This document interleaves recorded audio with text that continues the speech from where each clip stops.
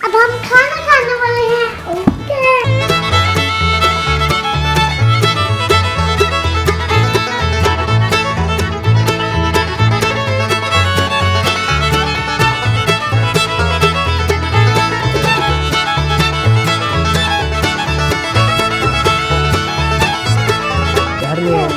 بچے. السلام علیکم ویورز، میں ہوں محمد عابد ایوب اور آج میں اپنے بچوں کے ساتھ آن لائن ہوں.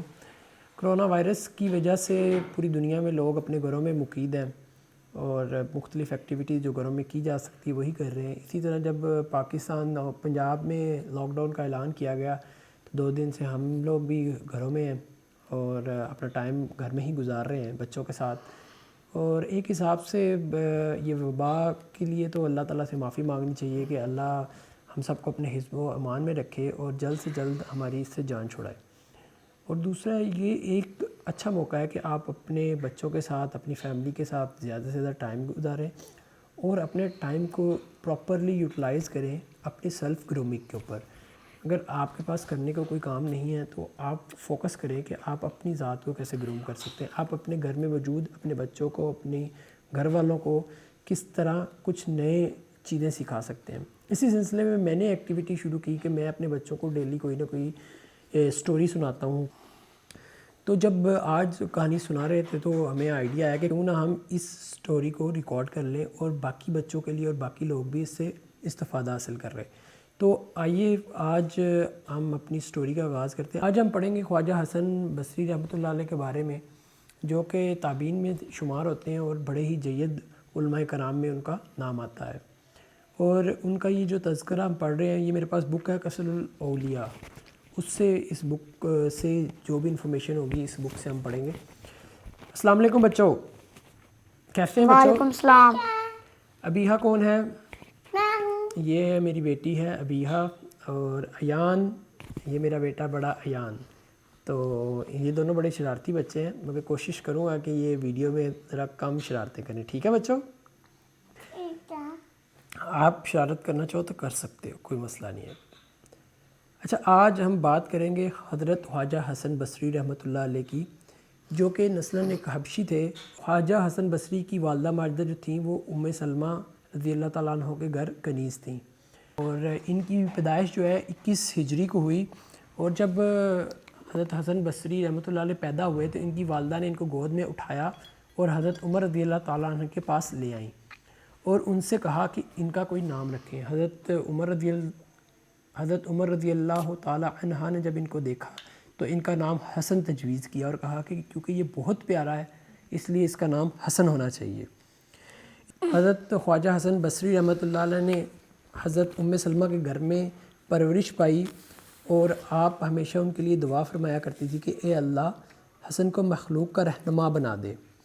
اور حضرت حسن بصری رحمۃ اللہ علیہ نے 100 سے زائد صحابہ کرام سے شرف نیاز حاصل کیا، جن میں سے 70 کے قریب شہدائے بدر بھی تھے.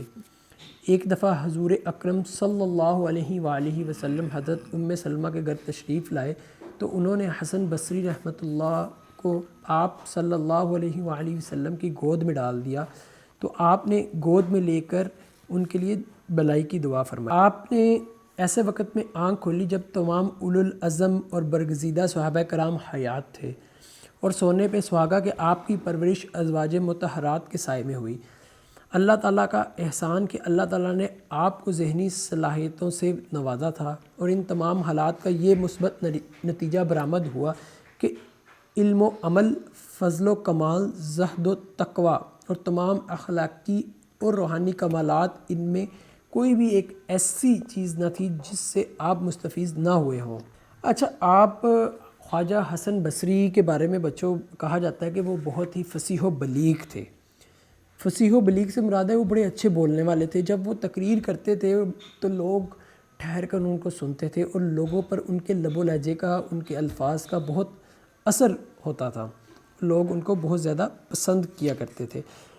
خواجہ حسن بصری جو ہیں یہ پہلے ہیرے جواہرات کا کاروبار کرتے تھے، تجارت کیا کرتے تھے، اور مگر پھر ایک وقت آیا کہ انہوں نے اللہ تعالیٰ پر توکل فرمایا اور سب کچھ چھوڑ دیا. اور یہ جو انہوں نے کام، جب یہ اپنے تجارت کا کام چھوڑا، اس کے بھی ایک واقعہ ہے، وہ واقعہ آپ لوگوں کو سناتا ہوں میں. آپ موتیوں اور جوہرات کی تجارت کا کام کرتے تھے، تو ایک دفعہ آپ روم کے بادشاہ ہرقل کے پاس گئے اور وزیر سے کہا کہ مجھے بادشاہ سے ملاقات کرنی ہے۔ تو اس وزیر نے کہا کہ بادشاہ کل ایک ضروری کام کے سلسلے میں شہر سے باہر جا رہا ہے، تو آپ کی ملاقات صرف اسی صورت میں ہو سکتی ہے کہ آپ ساتھ چلیں۔ آپ نے اتفاق کیا اور ہاں میں ہاں ملا دی۔ آپ ان کے ساتھ چل دیے۔ جب منزل مقصود پر پہنچے، مقصود کیا مطلب؟ منزل مقصود یعنی کہ جہاں جانا ہوتا ہے، یعنی کہ آپ جب یہاں گھر سے نکلیں گے تو آپ کہتے ہیں میں اسلام آباد جانے کے لیے گھر سے نکلا ہوں، تو ہماری منزل مقصود وہ ہے۔ اسی طرح جب منزل مقصود پر پہنچے تو دیکھا کہ ایک رومی خیمہ ایک میدان میں رومی کیا نصب ہے۔ مطلب؟ رومی جگہ کا نام ہے نا، ان کے خیمے ہوں گے کوئی، رومی روم سے ہے۔ ایک رومی خیمہ میدان میں نصب ہے اور ایک مسلح فوجی دستہ خیمے کا طواف کر کے واپس جا رہا ہے۔ اس کے بعد طواف کا مطلب کہ اس کے ارد گرد چکر لگانا، جیسے خانہ کعبہ عمرے اور حج کے لیے چکر لگاتے ہیں تو اس کو کہتے ہیں نا طواف کرنا، وہ ہے۔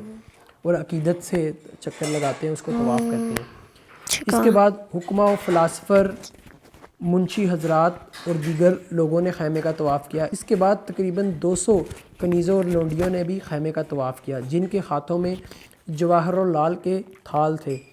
وہ نہایت ہی خوبصورت لباس میں ملبوس تھیں اور طواف کرنے کے بعد کچھ کہتی ہوئی چلی گئیں۔ پھر بادشاہ اور وزراء نے بھی اس خیمے کا طواف کیا۔ آپ نے حیرت کے عالم سے وزیر سے پوچھا، یہ کیا ماجرا ہے؟ وزیر نے تفصیل کچھ یوں بتائی کہ بادشاہ سلامت کا ایک خوبصورت بیٹا تھا جو صاحب علم بھی تھا اور جنگ کی مہارت بھی رکھتا تھا۔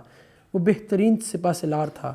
بادشاہ کو اس سے بہت محبت تھی۔ کچھ عرصہ پہلے بادشاہ کا وہ بیٹا بیمار ہوا۔ اس کے لیے قابل ترین طبیب مقرر کیے گئے، مگر بیٹا صحت یاب نہ ہو سکا۔ پہلے یا بعد؟ کس کے پہلے؟ پہلے کی وہ کہانی سنا رہے ہیں نا کہ ایک بیٹا تھا۔ انہوں نے یہ بتایا کہ وزیر نے ان کو بتایا کہ بادشاہ کا ایک بیٹا تھا جو کہ اچھا سپہ سالار تھا اور بڑا پڑھا لکھا تھا، صاحب علم تھا۔ ابھی اسٹوریز وہ ابھی سفر پہ گئے ہیں، اسٹوریز نہ آ رہے ہیں، چلے گئے ہیں نا۔ انہوں نے ادھر وہ طواف کرتے ہوئے دیکھا تو پوچھا کہ یہ کیا ہو رہا ہے، لوگ کیوں اس خیمے کا طواف کر رہے ہیں؟ تو اب وہ اسٹوری کون سا خیمہ؟ وہی جو بتایا کہ خیمے کے ارد گرد لوگ طواف کر رہے تھے، رومی۔ تو وہ بیٹا صحت یاب نہ ہو سکا، آخر کار لڑکا اس دنیا سے رخصت ہو گیا، یعنی کہ فوت ہو گیا۔ اس لڑکے کو یہاں دفن کیا گیا ہے۔ ہر سال تمام لوگ اس کی زیارت کے لیے آتے ہیں۔ حضرت حسن بصری رحمۃ اللہ علیہ نے دوبارہ دریافت کیا کیا دریافت یعنی کہ پوچھا، دوبارہ ان سے پوچھا کہ اس طریقے سے طواف کرنے کا کیا مقصد ہے؟ تو اس وزیر نے جواب دیا، فوج کے لوگ اس وجہ سے طواف کرتے ہیں کہ اگر شہزادہ کسی ایسی مہم یا مشکل سے دوچار ہوتا تو ساری فوج اپنی جانیں تک قربان کر کے شہزادے کو اس مشکل سے نجات دلا دیتی اور اسے کسی قسم کا نقصان نہ پہنچنے دیتی۔ دانشور، حکماء اور فلاسفر کے طواف کا مقصد یہ ہے کہ اگر حکمت و دانش، عقل مندی شہزادے کو اس بلا سے نجات یعنی کہ موت سے نجات دلا سکتی تو ہم پوری کوشش کر کے بادشاہ کے بیٹے کو اس سے نجات دلا دیتے۔ خوبرو حسین لڑکیوں کے طواف کا مطلب ہے کہ اگر مال و زر اور جسم و جان شہزادے کی صحت یابی میں مدد کر سکتے تو وہ اس کو قربان کر کے شہزادے کو صحت یاب کروا لیتے۔ شہزادے کا والد یعنی کہ بادشاہ اور وزیر طواف کرتے ہیں تو اس کا مقصد یہ ہے کہ وہ اس سے کہتے ہیں کہ ہم نے تیری جان بچانے کے لیے ہر طریقے استعمال کر لیے مگر کوئی بھی کامیاب نہ ہو سکا اور تیری نوشہ تقدیر الہی کو نہ مٹا سکے۔ تیری نوشتہ تقدیر الہی کو نہ مٹا یعنی کہ تیرے مقدر میں جو موت لکھی تھی اس سے ہم تمہیں بچا نہ سکے، اور اب آئندہ سال تک ہمارا سلام قبول ہو، اور یہ کہہ کر واپس چلے جاتے ہیں۔ خواجہ حسن بصری رحمۃ اللہ نے جب سارا واقعہ سنا تو انہوں نے قسم کھا لی کہ میں پوری زندگی ہنسوں گا نہیں اور دنیا سے بیدار ہو کے فکر آخرت میں گوشہ نشینی اختیار کر لوں گا، اور اس قدر عبادات اور مجاہدات میں مشغول ہو گئے۔ خواجہ بصری، حسن بصری، انہوں نے جب یہ سارا واقعہ سنا نا تو انہوں نے توبہ کر لی۔ انہوں نے کہا اب میں بھی اس دنیا سے کوئی مطلب نہیں، کیونکہ الٹیمیٹ ہمیں تو مرنا ہے، مر کے اللہ کے حضور جانا ہے، تو ہمیں اس دن کی تیاری کرنی چاہیے جس دن ہم نے اللہ کے حضور جانا ہے۔ تو یہ وہ واقعہ تھا جس کی وجہ سے ان کی زندگی بالکل بدل گئی اور انہوں نے دنیا داری بالکل چھوڑ دی اور صرف اللہ کی طرف اپنے آپ کو گامزن کر دیا۔ ان کے کچھ واقعات بڑے فیمس ہیں، ان میں سے کچھ آپ کو میں سناتا ہوں۔ ایک دفعہ کیا انہوں نے روزہ رکھا تھا اور اپنے خادم سے فرمایا کہ آج افطاری کے لیے بازار سے روٹی اور مچھلی کے کباب لے آنا۔ خادم نے تعمیل حکم کی۔ جب افطاری کا وقت آیا تو خادم نے کہا کہ اس لذیذ کھانے سے جب افطاری کا وقت آیا تو انہوں نے خادم کو کہا کہ اس لذیذ کھانے سے مجھ فقیر کو کیا واسطہ؟ خادم نے عرض کیا آپ نے ہی تو حکم دیا تھا کہ روٹی اور مچھلی کے کباب لے آنا۔ یہ سن کر آپ نے سر جھکا لیا اور اللہ تعالیٰ کی بارگاہ میں گویا ہوئے، اے باری تعالیٰ، میں نے دنیا کی نعمتوں پر دھیان دیا، مجھ سے بھول ہو گئی، میرا نام کہیں درویشوں کی فہرست نہ بٹا دینا۔ یعنی کہ اللہ تعالیٰ سے پھر انہوں نے توبہ کی کہ میں نے اتنے کھانوں کی اور اس طرف اپنا دھیان لے گیا، تیری طرف سے، تیری یاد سے اپنے دھیان کو دوسری طرف کیا، مجھے معاف کر دے۔ اچھا، یہ جو اگلا واقعہ آپ کو میں سنا رہا ہوں نا، یہ بڑا امپورٹنٹ واقعہ ہے۔ یہ ہم سب لوگوں زندگی میں ایسے ہی کر رہے ہوتے ہیں، ہم دوسرے لوگوں کو جج کرتے ہیں کہ وہ کیا کر رہے ہیں۔ جج مطلب کہ وہ ان کی کوئی بات ہم سوچتے نہیں ہیں کہ وہ کیا کر رہا ہے، اس کے پیچھے اس کا مقصد کیا ہے، ہم ویسے ہی دل میں اس کو برا بھلا کہنا شروع کر دیتے ہیں۔ واقعہ سنیں، پھر آپ مجھے اس کے بارے میں پوچھیے گا کہ آپ کو کیا سمجھ آئی۔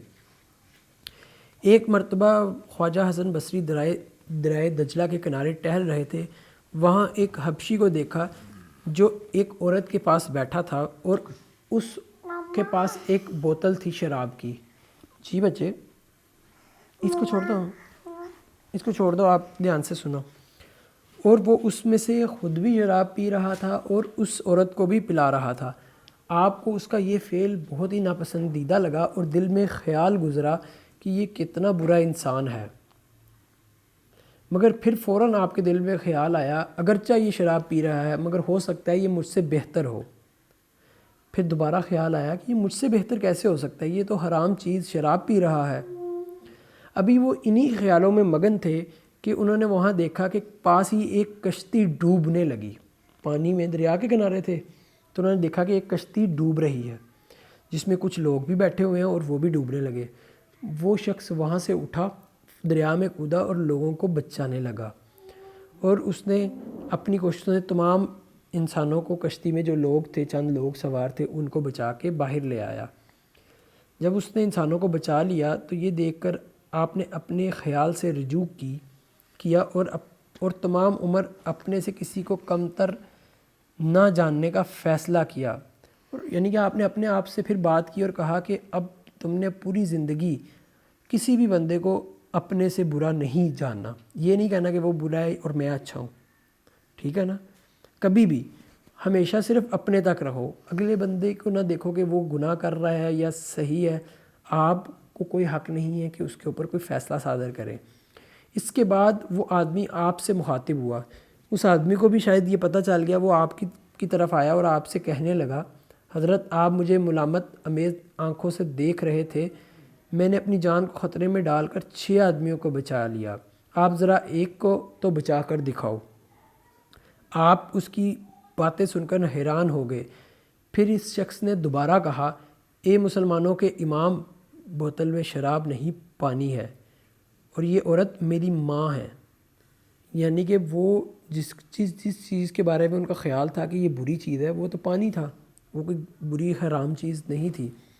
پھر وہ بندہ کہنے لگا، تم ظاہری حالت دیکھ کر اندر کی حالت کا اندازہ نہیں کر سکتے۔ خواجہ حسن بصری رحمۃ اللہ نے اس شخص سے معافی مانگی اور اللہ سے بھی توبہ کی، اور اس دن انہوں نے سچے دل سے توبہ کی اور کہا کہ آج کے بعد میں کسی کو بھی حقارت کی نظر سے نہیں دیکھوں گا۔ تو بچوں، یہ وہ بات ہے جو میں آپ کو سمجھانا چاہ رہا تھا کہ کبھی بھی زندگی میں کسی دوسرے بندے کو حقارت کی، نفرت کی نظر سے نہیں دیکھنا۔ اگر کوئی شخص آپ کو لگ رہا ہے کہ وہ برا کام کر رہا ہے تو پھر بھی آپ نہیں اس کو نفرت کی نظر سے نہ دیکھو۔ اور یہ بھی کہا جاتا ہے کہ کبھی بھی برے شخص سے نفرت نہیں، برائی سے نفرت کرنی چاہیے، ٹھیک ہے؟ کسی آدمی سے نفرت نہیں کرنی چاہیے، برائی سے نفرت کرنی چاہیے. تو یہ ہم نے آپ کو آج سٹوری سنائی ہے خواجہ حسن بصری رحمۃ اللہ علیہ. جی ویورز، آج آپ نے خواجہ حسن بصری رحمۃ اللہ علیہ کے بارے میں سنا. آپ کے لیے اور آپ کے بچوں کے لیے بڑی انفارمیٹیو اور معلوماتی ہوگی. اور اگر آپ کو یہ ویڈیو پسند آئے اور آپ چاہتے ہیں کہ اسی طرح ہمیں اپنے بچوں کے ساتھ جو سٹوریز شیئر کر رہا ہوتا ہوں اس کی ویڈیو بنا کر آپ لوگوں کے ساتھ بھی شیئر کروں، تو اس کو لائک کریں، شیئر کریں. اور اس کی امپرومنٹ کے پوائنٹ آف ویو سے اگر آپ کے مائنڈ میں کوئی باتیں آئیں تو وہ کمنٹس میں ہمیں ضرور بتائیں. Thank you very much.